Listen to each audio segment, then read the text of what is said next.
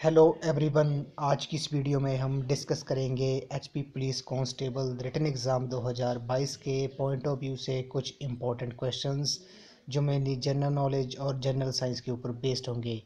तो friends, video को शुरू करने से पहले अगर आप चैनल पे पहली बार विजिट कर रहे हो तो चैनल को सब्सक्राइब कर दें। फ्रेंड्स, अगर आप HP police constable written exam 2022 की तैयारी कर रहे हो तो इसके लिए मैंने एक अलग से प्लेलिस्ट बनाई है जिसका लिंक मैंने डिस्क्रिप्शन बॉक्स में दे दिया है। आप वहां पर जाकर वीडियोस देख सकते हो।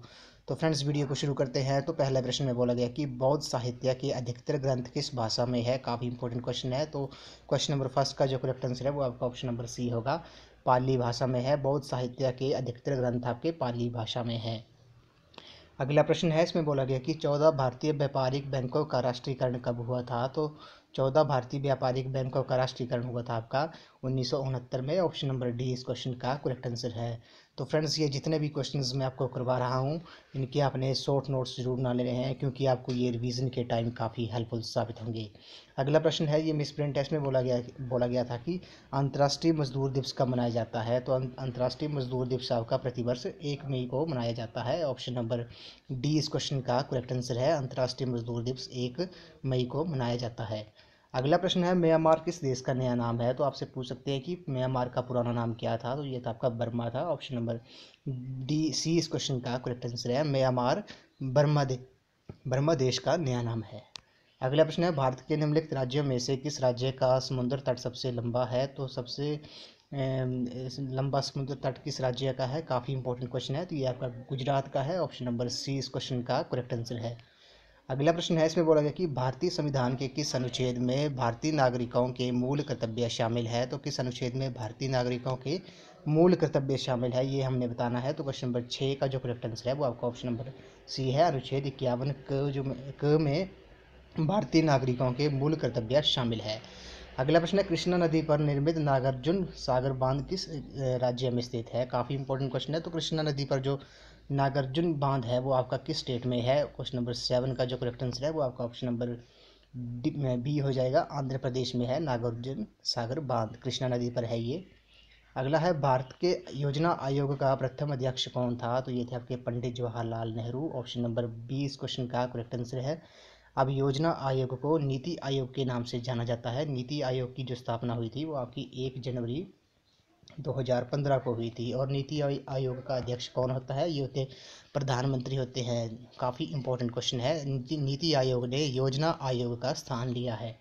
अगला है, अंतरिक्ष में जाने वाली प्रथम महिला कौन थी। क्वेश्चन नंबर 9 का जो करेक्ट आंसर है वो आपका ऑप्शन नंबर ए है। वेलेंटिना ट्रेस्कोवा जो है वो अंतरिक्ष में जाने वाली प्रथम महिला थी। कौन थी? वेलेंटिना ट्रेस्कोवा जो थी वो अंतरिक्ष में जाने वाली प्रथम महिला थी।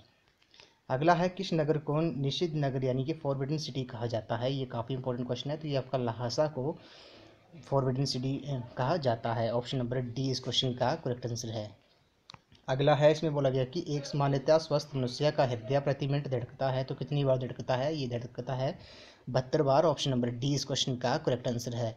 अगला है, grand old man of India किसे कहा जाता है। काफ़ी इंपॉर्टेंट क्वेश्चन है। तो grand old man of India के नाम से दादा भाई नौरोजी को जाना जाता है। ऑप्शन नंबर ए इस क्वेश्चन का करेक्ट आंसर है। नेक्स्ट है, अंतर्राष्ट्रीय मुद्रा कोष IMF का मुख्यालय कहाँ पर स्थित है। क्वेश्चन नंबर 13 का जो करेक्ट आंसर है वो आपका ऑप्शन नंबर बी होगा, वाशिंगटन DC में है। ऑप्शन नंबर बी इस क्वेश्चन का करेक्ट आंसर है। आपने कमेंट सेक्शन में बताना कि IMF की स्थापना कब हुई थी। अगला प्रश्न है, भारत की सबसे बड़ी झील चिल्का किस प्रदेश में है। तो चिल्का झील जो है वो आपकी किस स्टेट में है। क्वेश्चन नंबर 14 का जो करेक्ट आंसर है वो आपका ऑप्शन नंबर बी होगा, उड़ीसा में है। चिल्का झील आपकी उड़ीसा में स्टेट में है। अगला प्रश्न है, भारत के राष्ट्रपति के चुनाव से संबंधित विवाद किसके द्वारा निर्णित होता है। तो समाधान कौन निकालता है राष्ट्रपति के चुनाव से संबंधित? ये निकालते हैं आपके सर्वोच्च न्यायालय। कौन? सर्वोच्च न्यायालय जो है। ऑप्शन नंबर सी इस क्वेश्चन का करेक्ट आंसर है। अगला प्रश्न है, किस वर्ष हिमाचल प्रदेश में संपूर्ण विद्युतीकरण का उद्देश्य प्राप्त कर लिया गया था। तो किस वर्ष में हिमाचल में संपूर्ण विद्युतीकरण का उद्देश्य प्राप्त कर लिया गया था। क्वेश्चन नंबर 16 का जो करेक्ट आंसर है वो आपका 1988 होगा। ऑप्शन नंबर ए इस क्वेश्चन का करेक्ट आंसर है। अगले जो क्वेश्चन हैं ये आपके जनरल साइंस के ऊपर बेस्ड हैं। तो फ्रेंड्स, पहला जो प्रश्न है इसमें बोला गया कि समीप के दृष्टिकोश को किसका उपयोग करके दूर किया जा सकता है। समीप के दृष्टिकोश को किसके द्वारा किसके उपयोग से दूर किया जा सकता है। क्वेश्चन नंबर 57 का जो करेक्ट आंसर है वो आपका ऑप्शन नंबर बी होगा, अवतल लेंस द्वारा। नेक्स्ट है, रोहा किसका रोग है, ये भी काफ़ी इंपॉर्टेंट क्वेश्चन है। तो रोहा जो है वो आपका किसका रोग है, ये आपने बताना है। क्वेश्चन नंबर 58 का जो करेक्ट आंसर होगा, तो रोहा जो है वो आपका आंखों का रोग है। ऑप्शन नंबर बी इस क्वेश्चन का करेक्ट आंसर है। क्वेश्चन नंबर 59 में बोला है हमने कॉलम 1 को कॉलम 2 से मिलाना है। तो पहला जो है इसमें बोला कि बेरीगरी जो रोग होता है वो किससे होता है। काफ़ी इंपॉर्टेंट क्वेश्चन है। तो बेरीगरी जो रोग होता है वो होता है आपका 59 का जो करेक्ट आंसर होगा वो आपका ऑप्शन नंबर सी हो जाएगा। कौन सा, ऑप्शन नंबर सी हो जाएगा। बेरीगरी जो होता है वो आपका विटामिन बी की कमी से होता है। स्कर्बी जो होता है वो विटामिन सी की कमी से होता है। और सुखडी रिकेटस जो होता है वो आपका विटामिन डी की कमी से होता है। और निषाद यानी कि विटामिन ए से होता है। तो ऑप्शन नंबर सी इस क्वेश्चन का करेक्ट आंसर है। आपने जरूर लिख लेना है कि बेरीगरी जो होती है वो आपकी विटामिन बी से होती है, स्कर्बी विटामिन सी से, और सुकुंडी रिकेट्स जो होती है वो आपकी विटामिन डी से, निशांत जो होती है वो आपकी विटामिन ए से होती है। तो ऑप्शन नंबर सी इस क्वेश्चन का करेक्ट आंसर है। अगला प्रश्न है पायरिया किसका रोग है। तो पायरिया जो है वो आपका किसका रोग है, ये आपका स्मूडे का रोग है। ऑप्शन नंबर मसूड़े का ये रोग है पायरिया जो है। ऑप्शन नंबर बी इस क्वेश्चन का करेक्ट आंसर है। अगला है डैश की कमी से मधुमेह हो सकता है। तो किसकी कमी से मधुमेह हो सकता है, डायबिटीज़ हो सकती है। 61 का जो करेक्ट आंसर है वो आपका ऑप्शन नंबर बी होगा, इंसुलिन की कमी से मधुमेह हो सकता है। अगला है किससे एड्स होता है। तो एड्स किससे होता है, 62 का जो करेक्ट आंसर है वो आपका ऑप्शन नंबर डी हो जाएगा, वायरस से एड्स होता है। अगला है ईसीजी किस रोग का पता लगाने हेतु प्रयुक्त किया जाता है। तो ईसीजी किस रोग का पता लगाने के लिए प्रयुक्त किया जाता है। क्वेश्चन नंबर 63 का जो करेक्ट आंसर है वो आपका ऑप्शन नंबर बी हो जाएगा, हृदय रोग का पता लगाने के लिए ईसीजी का प्रयोग होता है। ऑप्शन बी इस क्वेश्चन का करेक्ट आंसर है। नेक्स्ट क्वेश्चन है, ये भी जनरल साइंस के क्वेश्चंस हैं।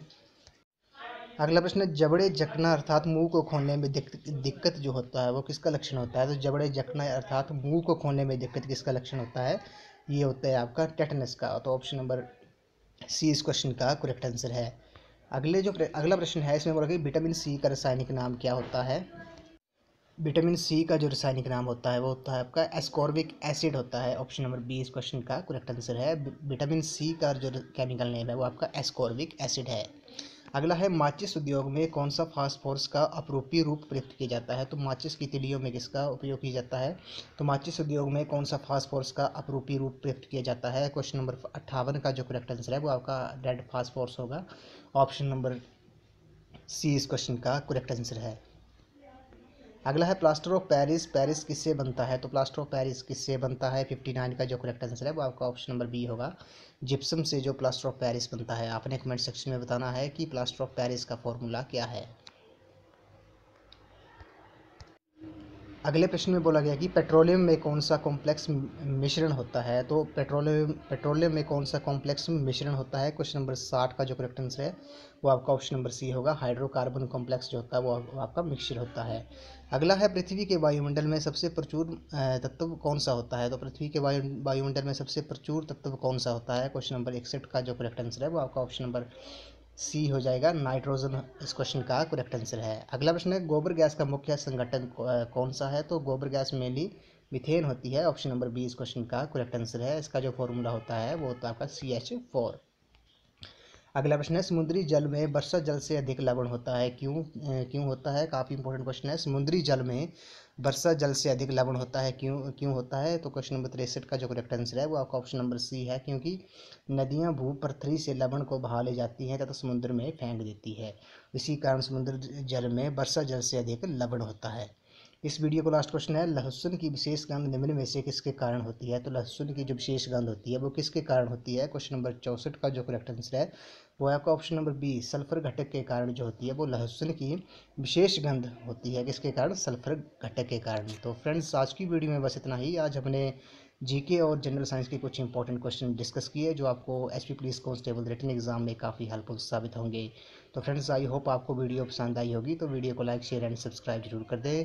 अगर अगर आप SP police constable written exam की तैयारी कर रहे हो तो इसके लिए मैंने एक अलग से प्लेलिस्ट बनाई है जिसका लिंक मैंने डिस्क्रिप्शन बॉक्स में दे दिया है, आप वहां पर जाकर वीडियोस देख सकते हो। तो आज की वीडियो में बस इतना ही। तो थैंक यू फ्रेंड्स।